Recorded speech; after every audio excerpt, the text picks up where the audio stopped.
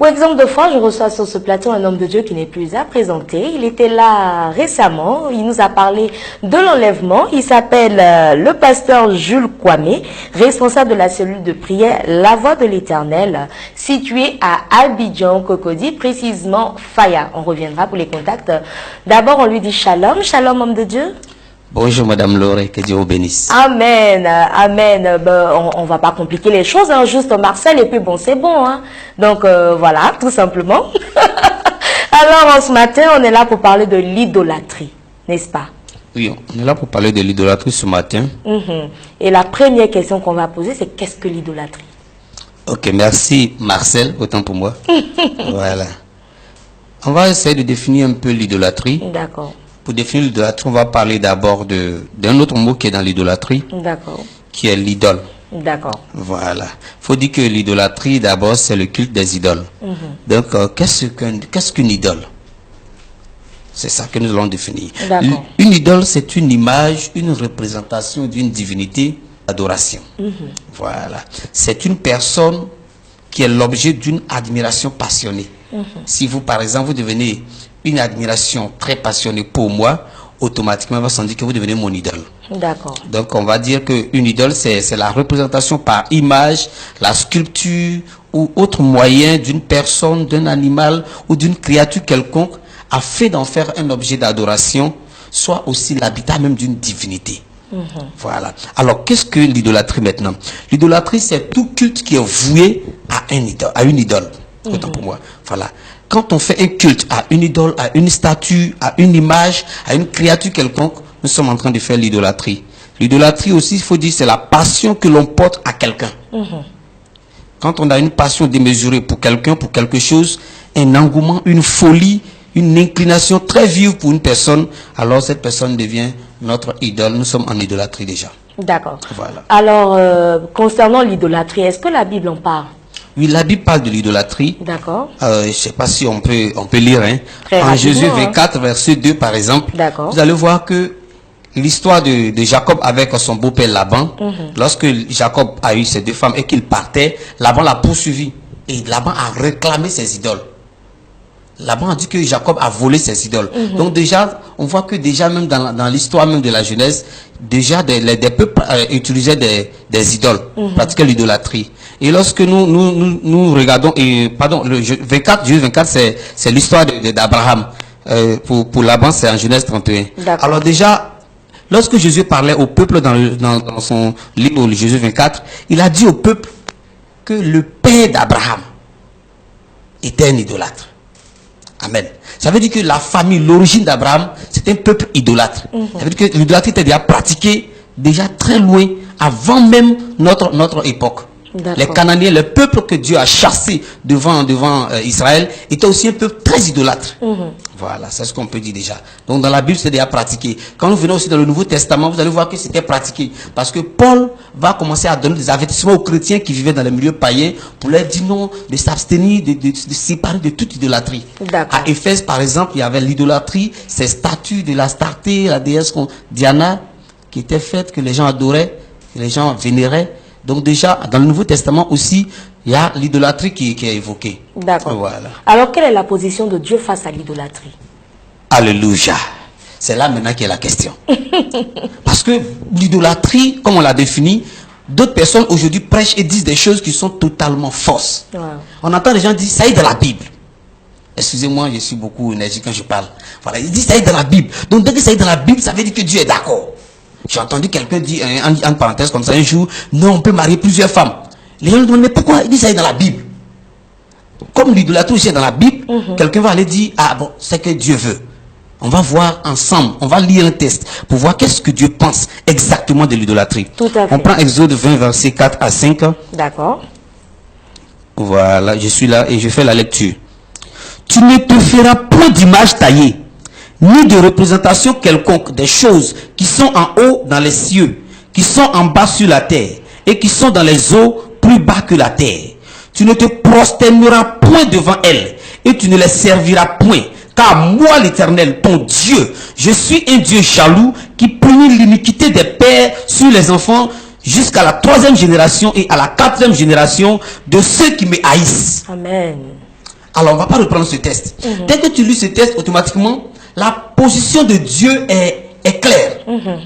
Dieu fait un discours par la bouche de son serviteur Moïse pour interdire l'idolâtrie à son peuple. Il dit à son peuple de ne pas faire aucune représentation, ni des choses qui sont dans le ciel, ni des choses qui sont sur la terre, et il va encore plus loin, ni des choses qui sont dans l'eau, ni même sous la terre.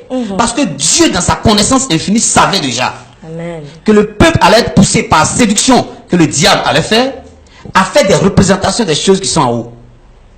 Il dit, il ne faut même pas faire une représentation de la lune, ni du soleil, ni des étoiles, ni des créatures célestes, ni des choses sur la terre, ni des choses dans l'eau, ni des choses sous la terre, devant lesquelles vous allez vous prosterner pour les servir, pour les adorer, pour leur offrir des offrandes. Dieu a interdit cela. Il dit, je suis l'Éternel, ton Dieu, ton unique Dieu. Et il précise, il dit, je suis jaloux. Et il dit, je punis ce péché sur les enfants de ceux qui l'ont fait, jusqu'à la 3e génération, et il va jusqu'à la 4e génération. Dieu dit que tous ceux qui font l'idolâtrie, c'est une haine contre lui, Dieu. Comme il a dit dans le verset 5, il dit de ceux qui me haïssent. Pour Dieu, dès que tu pratiques l'idolâtrie, dès que tu te fais une idole, tu es en train de le haïr. Alléluia. Amen. On peut lire encore d'autres passages, je vais donner à ceux qui veulent prendre note. Deutéronome 5, versets 8 à 9. Dès que vous voyez les 10 commandements de Dieu, Dieu donne le premier commandement, automatiquement le deuxième, il ne va pas plus loin, le deuxième, Dieu prend la peine d'orienter expressément le deuxième commandement qui est très long contre l'idolâtrie. Alléluia. Il a répété les mêmes dits qu'on a lu tout à l'heure dans Exode 20, mais dans Deutéronome 5, verset 8 à 9. Les prophètes de Dieu également ont condamné l'usage des idoles. On peut voir ça dans le psaume 115, verset 2 à 8, Isaïe 2, verset 8 à 18 à 21, Isaïe 40. On peut voir ça. Jérémie aussi a condamné, dans son chapitre 10 au verset 3 à 5, Jérémie a condamné aussi l'idolâtrie. Souvent, vous voyez les prophètes de Dieu parler de l'idolâtrie comme s'ils s'en moquaient. Ils disent, mais c'est juste un assemblage de métal. C'est un bois qu'on a taillé. C'est une pierre qu'on a sculptée simplement, qui n'a même pas de voix, qui ne peut pas parler, qui ne peut pas sauver, qui ne peut souffler aucun mot. Donc les prophètes de Dieu se sont moqués des idoles. Et pour parler de l'histoire qui m'a fait un peu rire, qui s'est passée dans 1 Samuel 5, verset 3 à 5, les Philistins sont venus prendre l'âge de l'alliance du peuple d'Israël. Ils sont partis. Et quand ils sont arrivés à Asdod, ils sont allés placer l'âge dans le temple de leur dieu, leur divinité qu'on appelle Dagon. Ils ont déposé Dagon. Dagon est placé là. Ils ont envoyé l'âge de l'Éternel à côté de Dagon. Ils ont juste apposé les deux. Ils sont allés se coucher. Le lendemain, à leur retour, très tôt le matin, dès qu'ils viennent, ils voient Dagon, la statue Dagon, couchée sur sa face devant l'âge de l'Éternel. Ils ont repris, ils l'ont remonté, ils l'ont repositionné, ils sont partis. Mais quand ils sont revenus encore le lendemain, cette fois-ci, l'Éternel n'a pas fait seulement que Dagon se couche. Il a brisé la tête, les bras, les pieds. Il restait seulement que le tronc de la statue qui était couchée là. Pour dire que Dieu déteste l'idolâtrie. Dieu déteste qu'on amène des idoles en sa présence. Voilà.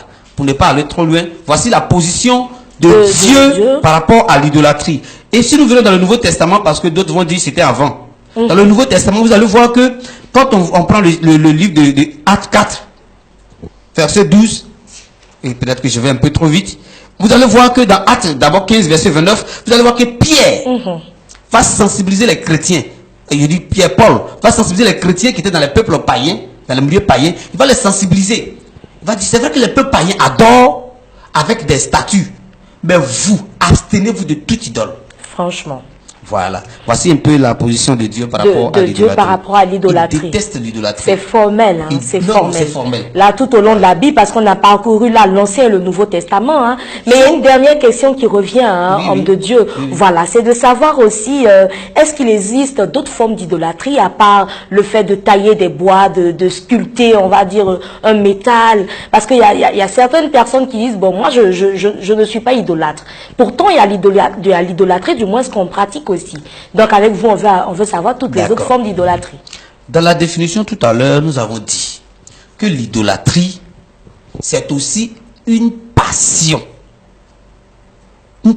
très vive qu'on a pour quelqu'un, qu'on a peut-être même pour une institution. Toute passion démesurée qu'on a pour quelque chose ou pour une personne, ça devient de l'idolâtrie. Je vais prendre un verset qu'on va lire ensemble et vous allez voir les autres formes de l'idolâtrie. Alléluia. Amen. On va rapidement dans le livre de Marc chapitre 12. Voilà. Marc 12. Marc chapitre 12 à partir du verset 29. lorsque les scribes ont proposé une question à Jésus, ça a été une opportunité pour lui pour donner une réponse très claire.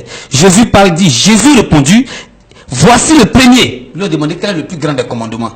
Il dit, voici le premier. Écoute Israël, le Seigneur notre Dieu est l'unique Seigneur. Et il poursuit, il dit, et tu aimeras le Seigneur, ton Dieu, de tout ton cœur, de toute ton âme, de toute ta pensée et de toute ta force. Amen. Amen. Quand on lit ce verset, automatiquement, on ne voit pas l'idolâtrie. Mais le Saint-Esprit va nous donner la lumière. Qu'est-ce que Jésus dit? Il dit, le Seigneur, notre Dieu, est l'unique Seigneur. Pour Dieu, dès que quelque chose d'autre, dès qu'une créature, dès qu'un autre être en dehors de lui devient ton Seigneur, automatiquement c'est de l'idolâtrie. Wow. Alors, à partir de quel moment on sait que quelque chose est devenu notre Seigneur? Un Seigneur, c'est celui à qui on obéit absolument. Comme Dieu exige qu'on obéisse à ses commandements absolument. Alors, si tu obéis absolument à ton mari, à telle enseigne qu'il est placé au-dessus de Dieu, ton mari devient ton idole. Waouh. On apprend avec vous, hein? On va aller un peu plus loin. On va aller un peu plus loin. Il dit, tu aimeras le Seigneur ton Dieu de tout ton cœur, de toute ton âme, de toute ta pensée et puis de toute ta force. Ok. Alors, aimer Dieu de tout son cœur. Le cœur de la Bible ici, quand la Bible parle du cœur, la Bible parle de l'esprit de l'homme.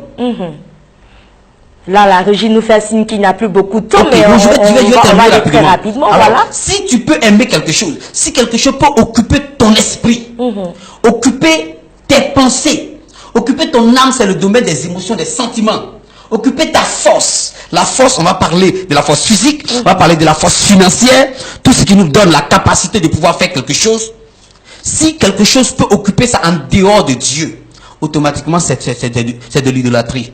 D'accord. Alors, vous allez comprendre aujourd'hui, je vais citer quelques idoles que nous avons, que souvent on ignore. La télévision, par exemple.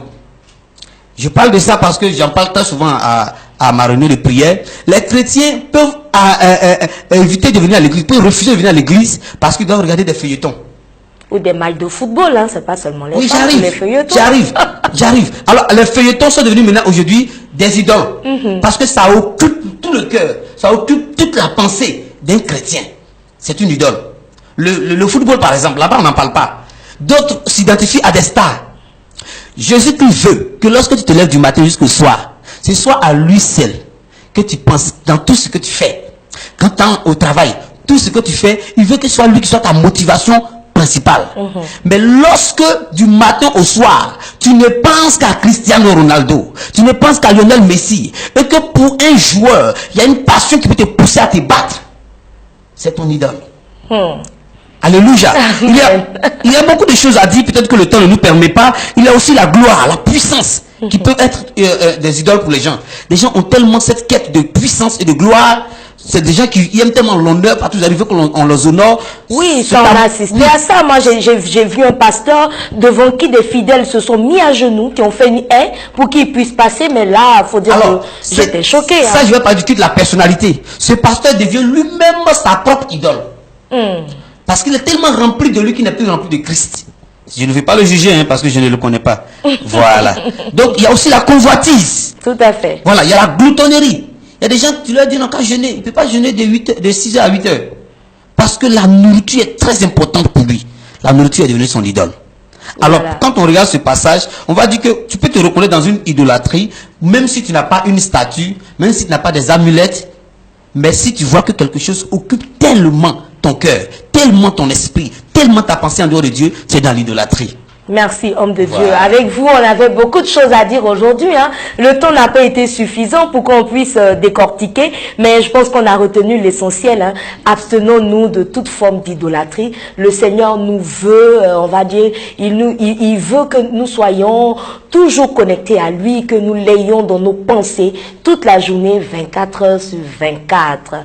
J'ai reçu sur le plateau de la matinale le pasteur Jules Kwame, responsable de la cellule de prière des dénommé La Voix de l'Éternel, situé à Abidjan, Cocody, précisément à Faya. Je vous donne maintenant les contacts de l'homme de Dieu. Il sera très ravi de vous recevoir et de prier également avec vous. Il est joignable 00225 pour ceux qui sont pas en Côte d'Ivoire, 58 66 05 25.